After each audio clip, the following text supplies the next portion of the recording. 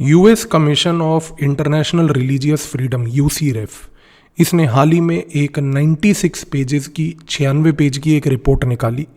इस रिपोर्ट में उसने कुछ टिप्पणियां करी। पिछले 2 दिन से मैं इस रिपोर्ट को पढ़ के कुछ नोट्स बना रहा था और मैंने समझने की कोशिश करी कि इस रिपोर्ट में आफ्टर ऑल चर्चा की क्या गई है। अगर आपको मैं इस रिपोर्ट में लिखी हुई कुछ चीज़ें बताऊं तो आपको इस रिपोर्ट का पूरा थॉट प्रोसेस क्लियर होगा। रिपोर्ट कहती है कि भारत में पहली बात तो हिंदू एक्सट्रीमिज्म बढ़ रहा है। हिंदू एक्सट्रीमिज्म इसलिए बढ़ रहा है क्योंकि जब से राम मंदिर का उद्घाटन हुआ है भारत में 2024 से, तब से भारत में एक हिंदू सुप्रीमेसी की वेव देखी जा रही है। ये हिंदू सुप्रीमेसी की वेव पहली बात तो माइनॉरिटीज़ के लिए दिक्कत है, क्योंकि आज की डेट में भारत में इंसिडेंट्स रिकॉर्ड किए गए हैं जहां पर हिंदू जो खास करके हैं वो माइनॉरिटीज़ को सप्रेस कर रहे हैं। इसके बाद रिपोर्ट चर्चा करती है कि जो भारत में सिटीजनशिप अमेंडमेंट एक्ट 2019 में आया था वो किस प्रकार से आज की डेट में हिंदुओं के लिए बायस्ड है और अन्य माइनॉरिटीज़ के खिलाफ है। और ये रिपोर्ट उसके बाद इस पॉइंट पर अपने को पेश करते हुए ये बताती है कि इन सारे इश्यूज़ को मद्देनज़र रखते हुए ये कहना गलत नहीं होगा कि भारत में ह्यूमन राइट्स का बहुत ब्लेटेंट वायलेशन हो रहा है। इसके साथ साथ भारत में सेकुलरिज्म और भारत में डेमोक्रेसी दोनों जो हैं वो गिरते जा रहे हैं। इसीलिए रिपोर्ट अंत में कहती है कि हम भारत को एक कंट्री ऑफ कंसर्न घोषित करते हैं और भारत की जो external intelligence agency research and analysis wing है उसको बेसिकली हम एक एंटिटी ऑफ कंसर्न घोषित करते हैं। अब अगर आपने इस पूरे रिपोर्ट के पॉइंट्स को ध्यान से समझा, आपको एक चीज़ क्लियर हो जाएगी कि ये रिपोर्ट जो आई ये एक लार्जर फ्रेमवर्क का एक एजेंडा बनाने का पैटर्न है। ये क्यों है, इस चीज़ को समझने की कोशिश कीजिए। आज की डेट में जितना भी ग्लोबल लेवल पर जो हिंदुओं को लेकर एक नरेटिव है, ये नरेटिव पहली बात तो विश्व की वेस्टर्न कंट्रीज जो हैं खास करके उनकी तरफ से पहली बात तो चलाया जा रहा है। एक स्कॉलर हैं जिनका नाम है शेल्डन पुलॉक, एक स्कॉलर है जिसका नाम है वेंडी डॉनिगर। इन प्रकार के लोगों ने ग्लोबल हिंदू नरेटिव पहली बात तो बनाया है। इस ग्लोबल हिंदू नरेटिव में इन्होंने क्या किया है कि जितने भी हिंदू धर्म से एसोसिएटेड, सनातन धर्म से एसोसिएटेड जितने भी टेक्स्ट्स हैं उनको बेसिकली इन्होंने पहली बात तो मार्क्सिस्ट फ्रेमवर्क के तहत इंटरप्रेट किया है। मार्क्सिस्ट फ्रेमवर्क के तहत इंटरप्रेट करने से इन्होंने कुछ इंटरप्रिटेशंस इस प्रकार के निकाले हैं कि इनका मानना ये है कि हमें हर कोशिश ये करनी चाहिए कि हिंदू धर्म के अंदर या हिंदू टेक्स्ट्स के रिलेटेड अगर किसी भी प्रकार के कोई ऑल्टरनेटिव व्यूज़ ह्यूमन राइट्स को लेके, डेमोक्रेसी को लेके, सेकुलरिज्म को लेके यदि पाए जाते हैं तो उनको हमें निगेट करना है और हमें अपने जो व्यूज़ हैं ग्लोबल लेवल के ह्यूमन राइट्स को लेके, सेकुलरिज्म को लेके, डेमोक्रेसी को लेके, रिलीजन को लेके, वो बेसिकली यूनिवर्सलाइज करने हैं। ध्यान से समझने की कोशिश कीजिए कि यूसीरेफ का एजेंडा 2 पॉइंट है। इसका सबसे पहला एजेंडा ये है कि ये भारत में एक कॉन्सेप्ट अपना रही है जिसको हम कहते हैं डाइजेशन। डाइजेशन जिसको हिंदी में पाचन कहा जाता है। डाइजेशन का मतलब ये है कि आप हिंदू धर्म के जितने भी ऑल्टरनेटिव व्यूज़ हैं उनको पहली बात तो इस प्रकार से पेश करो, इस प्रकार से उनको मोल्ड करो कि वो ग्लोबल नरेटिव का हिस्सा बन जाए। यानी कि अगर हिंदू धर्म में मान लीजिए सेकुलरिज्म को लेके कोई चर्चा है या किसी टेक्स्ट ने कुछ सेकुलरिज्म के ऊपर एक चर्चा की है तो उसको निगेट करके ये कोशिश की जाए कि जो ग्लोबल सेकुलरिज्म का मतलब है पहली बात तो वो अपनाया जाए पूरे विश्व तौर पर। दूसरी बात, अगर मान लीजिए डेमोक्रेसी को लेकर किसी हिंदू टेक्स्ट ने कोई चर्चा की है तो उसको भी सबस्यूम कर दिया जाए, सबऑर्डिनेट कर दिया जाए एक ग्लोबल नरेटिव के तहत, ताकि जो ग्लोबल डेमोक्रेसी का नरेटिव है केवल वो ही नरेटिव चले। इसका पूरा का पूरा उद्देश्य, इसका ऑब्जेक्टिव ये है कि हिंदू टेक्स्ट में जितने भी ऑल्टरनेटिव व्यूज़ हैं उसको अगर आप सबऑर्डिनेट और डिग्रेड करते हो तो इवेंचुअली हिंदूज़ का जो ये ट्रेडिशन, कल्चर है, इनका जो आइडेंटिटी है, इसके ऊपर उनकी कोई ओनरशिप रह नहीं जाएगी। अब सबसे बड़ा सवाल ये उठता है कि ये चीज़ आफ्टर ऑल हो क्यों रही है, आज की डेट में ये इनको करना क्यों पड़ रहा है। क्योंकि 2014 से जब से सरकार बदली है तब से कुछ अलग अलग लेवल पर चीज़ें हो रही हैं। उदाहरण के तौर पर सबसे पहला, 2014-15 से भारत की सरकार ने एक कॉन्सर्टेड तरीके से नेशन शब्द को छोड़कर सिविलाइजेशन शब्द को पकड़ा है। आज की डेट में भारत अंतर्राष्ट्रीय स्तर पर हमेशा एक पॉइंट को जताती है कि भारत सिर्फ एक नेशन स्टेट नहीं बल्कि एक सिविलाइजेशनल स्टेट है। इस पॉइंट को समझने की कोशिश कीजिए कि जब आप ये कहते हैं कि भारत एक सिविलाइजेशनल स्टेट है तो आप ये पॉइंट जताते हैं कि भारत का एक पुराना सांस्कृतिक इतिहास है, भारत का एक इंटेलेक्चुअल इतिहास है और भारत के पास विश्व के सामने कुछ ऑल्टरनेटिव्स पेश करने के लिए हैं। आज की डेट में ये जो वेस्टर्न कंट्रीज का जो पूरा कबाल बना हुआ है ये इस चीज़ को एक्सेप्ट करने के लिए तैयार नहीं है। दूसरा, भारत ने 2015-16 से एक जगह पर जब नेशन को रिप्लेस करके सिविलाइजेशन की बात करी तो दूसरी उसी समय जगह पर भारत ने योगा को अंतर्राष्ट्रीय स्तर पर प्रमोट किया। जब हमने योग को एक अंतर्राष्ट्रीय स्तर पर प्रमोट करके इंटरनेशनल योगा डे तक को बेसिकली घोषित करवाकर विश्व के अन्य कंट्रियों में योगा की प्रक्रिया को एक मास लेवल मूवमेंट बनाकर जब हमने इस चीज़ को कराने की कोशिश करी तो इन वेस्टर्न कंट्रीज़ के इस इंटेलेक्चुअल वर्ग में ये टेंशन आई कि ये भारत जैसा देश जिसको हमने हमेशा से सबऑर्डिनेट करके रखा था, जो हमारे व्यू पॉइंट्स सेकुलरिज्म से लेकर ह्यूमन राइट से लेकर डेमोक्रेसी से लेकर कल्चर से लेकर ट्रेडिशन से लेकर इन चीज़ों में वो हमें सुना करती थी, आज वो हमारे सामने खड़े होके ऑल्टरनेटिव व्यू पॉइंट्स कैसे दे रही है। लेकिन ये प्रक्रिया यहाँ नहीं रुकी। इसके बाद जब भारत ने कुछ अलग अलग प्रकार के कॉरिडोर रिलेटेड प्रोजेक्ट्स शुरू करे, काशी विश्वनाथ कॉरिडोर बनारस वाला, इसके बाद महाकाल कॉरिडोर उज्जैन वाला, उत्तर प्रदेश बिहार में बुद्ध सर्किट, इसके साथ साथ पंजाब में करतारपुर कॉरिडोर, जैसे जैसे ये कॉरिडोर बनने लगे इन कॉरिडोर्स के साथ एक तो हिंदू कॉन्शियसनेस और हिंदू सिख यूनिटी दोनों जागने लगी। इस कॉन्टेक्स्ट को अंडरकट करने के लिए इन लोगों ने खालिस्तान की फॉल्ट लाइन को रिवाइव किया। लेकिन ये चीज़ को यहीं नहीं रुकती। भारत की सरकार की तरफ से इसके बाद जब राम मंदिर को लेकर 2019 में वर्डिक्ट आया, वर्डिक्ट के बाद जब आर्टिकल 370 को, अनुच्छेद 370 को भारत की संविधान से उखेड़ फेंका गया, इसके बाद citizenship amendment act, citizenship amendment act के बाद जब आई हमारी नेशनल एजुकेशन पॉलिसी 2019, जिसके तहत फोकस किया गया धार्मिक एजुकेशन पे, जिसके तहत फोकस किया गया वैदिक लर्निंग पे, उसके बाद जब पूरा का पूरा ये पॉपुलर फ्रंट ऑफ इंडिया का 2022 में बैन हुआ, इस्लामिक रेडिकलिज्म के इस पॉइंट को तोड़ा गया, और फिर जब G20 की प्रक्रिया हुई तो 2023 के उस G20 की प्रक्रिया के दौरान जब भारत ने कुछ हिंदू सिंबल्स का प्रयोग किया उस G20 सम्मेलन के दौरान, जिसके तहत पहली बात तो नटराज जो कि एक कॉस्मिक ऑर्डर को सिग्निफाई करता है उसको एक वेलकम सिंबल बनाना, इंडिया शब्द की जगह पर भारत शब्द का प्रयोग करना, जिस प्रकार से ये सिविलाइजेशनल लेगेसी का रिवाइवल हुआ, इस सिविलाइजेशनल लेगेसी के रिवाइवल को आज की डेट में हमने हाल ही में मैनिफेस्ट होते हुए देखा महाकुंभ में। अब समस्या क्या थी कि जैसे ही ये महाकुंभ में आज की डेट में ये चीज़ होते हुए इन लोगों को दिखी, इस 10 साल की इस प्रक्रिया के तहत ये जो पूरा का पूरा वेस्टर्न कबाल था, इसको एक चीज़ तो समझ आ गई कि भारत आज की डेट में जो विश्व की तौर से वेस्टर्न कंट्रीज़ की तरफ से डिक्टेटेड टर्म्स थे डेमोक्रेसी को लेकर, ह्यूमन राइट्स को लेकर, सेकुलरिज्म को लेकर, उनको नहीं मानेगा। हम अपने संस्कृति के, अपने जो हमारे कल्चर के, हमारे ट्रेडिशंस के और हमारी हिस्ट्री के बेसिस पे जो हमारे यहाँ पर नरेटिव्स रहे हैं, हम उनका डोमिनेंस सिर्फ डोमेस्टिक लेवल पर नहीं बल्कि अंतर्राष्ट्रीय स्तर पर भी अगर करेंगे तो जाहिर सी बात है कि एक टेंशन तो पैदा होगी होगी। यूसीरेफ की रिपोर्ट को हमें इस कॉन्टेक्स्ट में पहली बात तो देखना है। दूसरी बात, आज की डेट में ये जो यूसीरेफ टाइप की जो संस्थाएं हैं, इनको एक चीज़ ये भी समझ आ चुकी है कि अगर हम भारत में देखें जिस प्रकार से चीज़ें चल रही हैं, जो अभी हाल ही में कंक्लूड हुआ महाकुंभ, इसके बाद इनको 2 चीज़ें और समझ आ गई हैं कि भारत की सरकार आगे किस प्रक्रिया की ओर बढ़ रही है। आने वाले 1 से 2 सालों के अंदर अंदर आप कुछ बहुत 2-3 बड़े कदम उठते हुए देखोगे। जैसे कि फॉर एग्जांपल एक बहुत बड़ी चर्चा आज की डेट में ये चल रही है कि क्या भारत में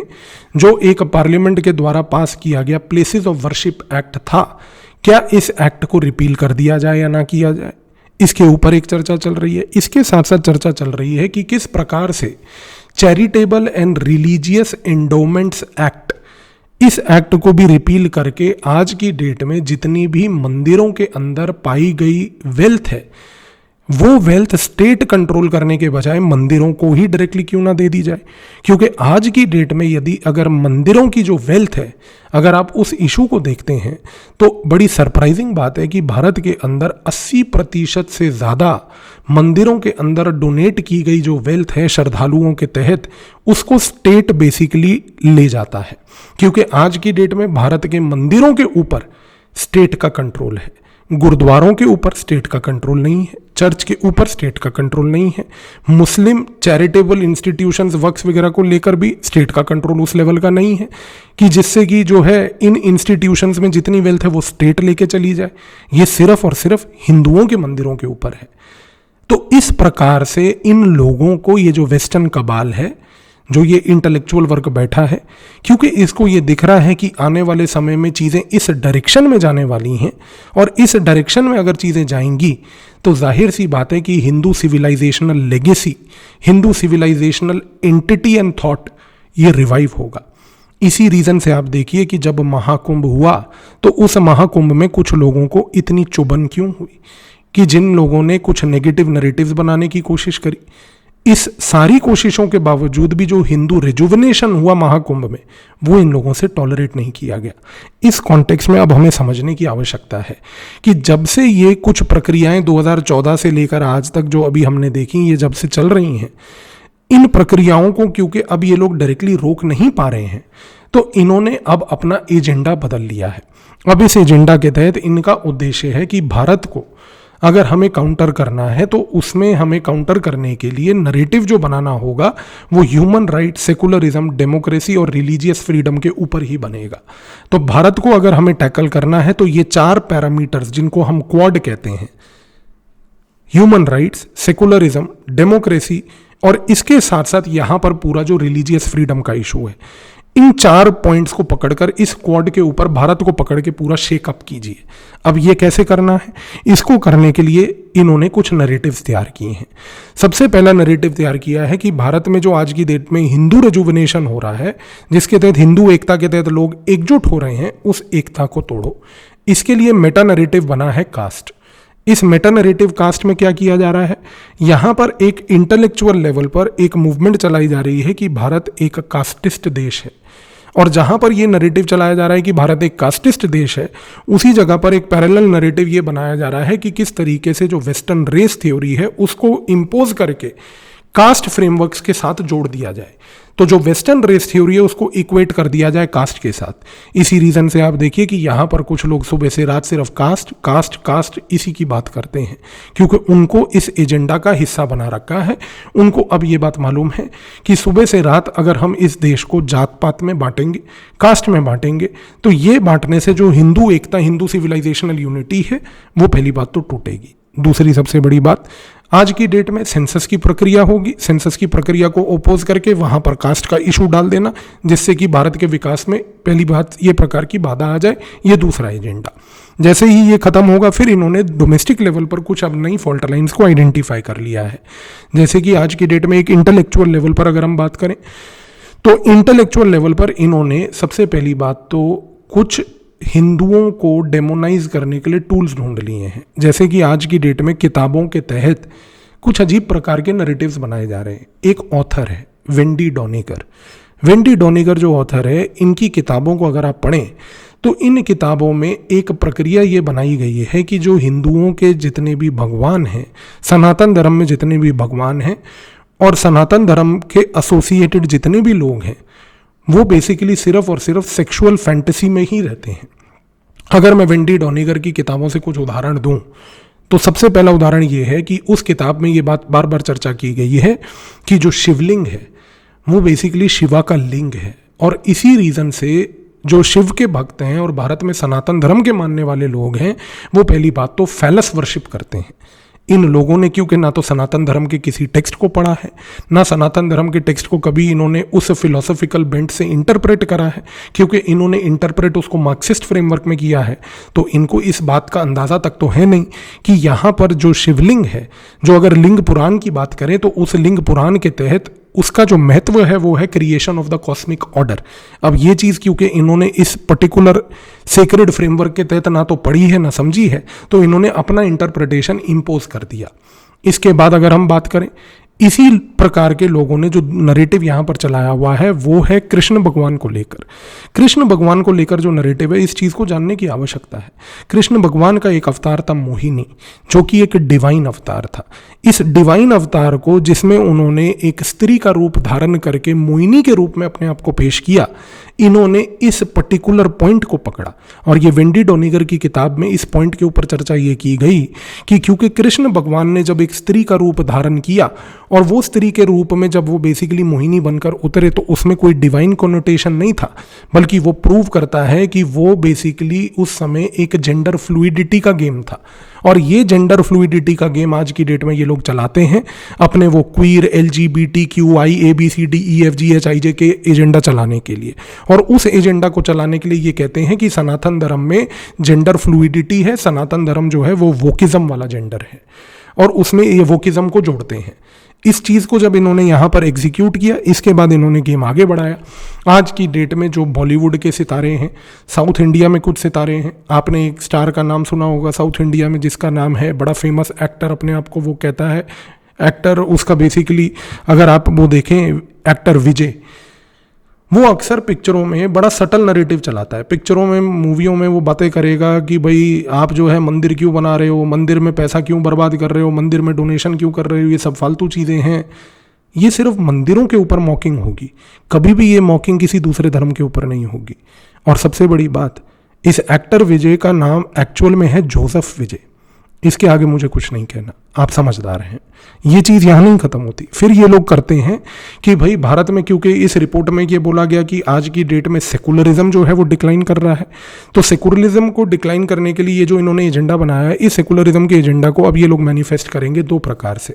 पहली बात आप देखिएगा कि अभी भारत में जो ये वक्फ बिल का ऑपोजिशन है, इस वक्फ बिल को ये लोग जोड़ेंगे इस सेकुलरिज्म के डिबेट से। और ये जैसे ही वक्फ बिल का इशू सेकुलरिज्म के डिबेट से जुड़ेगा, तो देश यहाँ पर बटेगा इस पॉइंट पे कि देखिए किस प्रकार से ये बिल जो है आज की डेट में माइनॉरिटीज़ का सप्रेशन कर रहा है, किस प्रकार से ये जो बिल है आज की डेट में बेसिकली हिंदू सुप्रीमेसी को जता रहा है। तो वक्फ बिल को लेके प्रोटेस्ट, इसके साथ साथ जो अभी एंटी इमिग्रेशन बिल भारत में आने वाला है, क्योंकि उस एंटी इमिग्रेशन बिल में कुछ ऐसे लोगों को चुनकर बाहर फेंका जाएगा जो कुछ राजनीतिक वर्गों के वोट बैंक हैं। इस कॉन्टेक्स्ट में आप देखेंगे कि ये दोनों पॉइंट्स को फ्यूज कर दिया जाएगा और यहाँ पर भारत के सेकुलरिज्म के ऊपर आंच उठाई जाएगी। और जब ये खत्म हो जाएगा तो फिर इन्होंने नया शुरू कर देना है कि आज की डेट में भारत में डेमोक्रेसी डिक्लाइन हो रही है। डेमोक्रेसी का मतलब सिर्फ ये है कि कुछ चुनिंदा जो सो कॉल्ड वर्ग हैं, जो अपने आप को माइनॉरिटी कहते हैं। एक तो आज तक मुझे ये डेफिनेशन समझ नहीं आई, भारत में सिखों की जो पूरी पॉपुलेशन है वो 2% है, हम माइनॉरिटी हैं या नहीं है इस पे डिबेट होने के बजाय एक पॉपुलेशन का वर्ग जो 20% है उसको माइनॉरिटी कहा जा रहा है। सरप्राइजिंग है। खैर, भारत ऐसे ही चलता आया है। इस रीज़न से आप देखिएगा कि ये जो डेमोक्रेसी का जो पूरा का पूरा पॉइंट है, ये डेमोक्रेसी का पॉइंट, सेकुलरिज्म का पॉइंट, यहाँ पर इन पॉइंट्स को फ्यूज करके ये जो पूरा ह्यूमन राइट डिबेट बनाया जा रहा है, यहाँ पर ये खेल चल रहा है। इसी रीज़न से एक चीज़ समझने की कोशिश कीजिए कि यूसीएफ जो है यहाँ पर, ये जो आज की डेट में रिपोर्ट निकाल के इन चीज़ों पे चर्चा कर रही है, ये इस पूरे मेटा फ्रेमवर्क को सिर्फ जस्टिफाई कर रही है। अब वो मेटा फ्रेमवर्क में चाहे भारत के अंदर कास्ट का इशू हो, हिंदुइज्म को डेमोनाइज करने का इशू हो, हिंदू धर्म को मॉक करने का इशू हो, एक्टर्स के तहत हिंदू धर्म को मॉक करवाने का इशू हो, ये सारी चीज़ें सिर्फ इसलिए चल रही हैं क्योंकि आज की डेट में एक हिंदू रेजुवेनेशन जो है, आज की डेट में जो हिंदू रिवाइवलिज्म जो है, आज की डेट में जो हिंदू एकता और यूनिटी है, और आज जो हिंदू थिंकिंग के तहत हिंदू फिलोसॉफिकल धार्मिक ऑल्टरनेटिव प्रोड्यूस हो रहा है, इनसे वो चीज़ टॉलरेट नहीं हो रही है। तो ये चीज़ याद रखिएगा अंत में कि यूसीरेफ के लिए इशू भारत नहीं है, यूसीरेफ के लिए इशू हिंदू है, और ये आगे बढ़ेगा, आगे चलेगा। और ये दो जगह पर जहां अभी आपको मैनिफेस्ट होता हुआ चंद महीनों में दिखेगा, वो है प्रोटेस्ट रिलेटेड टू वक्फ और दूसरा है इलीगल इमिग्रेंट्स। कुछ पार्टियां आज की डेट में इलीगल इमिग्रेंट्स के इशू को लेकर आप देखेंगे कि इस प्रकार से सड़कों पे उतर आएंगी कि जैसे उनके खुद के ही माँ बाप थे जो इलीगल इमिग्रेंट्स थे, जिनको उखाड़ फेंक कर बाहर भेजा जा रहा है। आप ये नरेटिव्स अपने सामने अनफोल्ड होते हुए देखेंगे। तो एक जगह पर जहाँ पर डोमेस्टिक लेवल पर ये चीज़ें होंगी, उसी तरह अंतर्राष्ट्रीय स्तर पर ये सारी एजेंसीज इन लोगों के समर्थन के लिए एक ग्लोबल नैरेटिव बनाती रहेंगी, क्योंकि इनका अल्टीमेट ऑब्जेक्टिव सिर्फ ये है, भारत बटा रहे, भारत टूटता रहे, भारत में प्रोटेस्ट होते रहें, ताकि भारत में किसी प्रकार की ना तो कोई इन्वेस्टमेंट ना ग्रोथ कुछ भी ना हो पाए। तो ये इनका पूरा एजेंडा है, इस एजेंडा से ये लोग चलते हैं।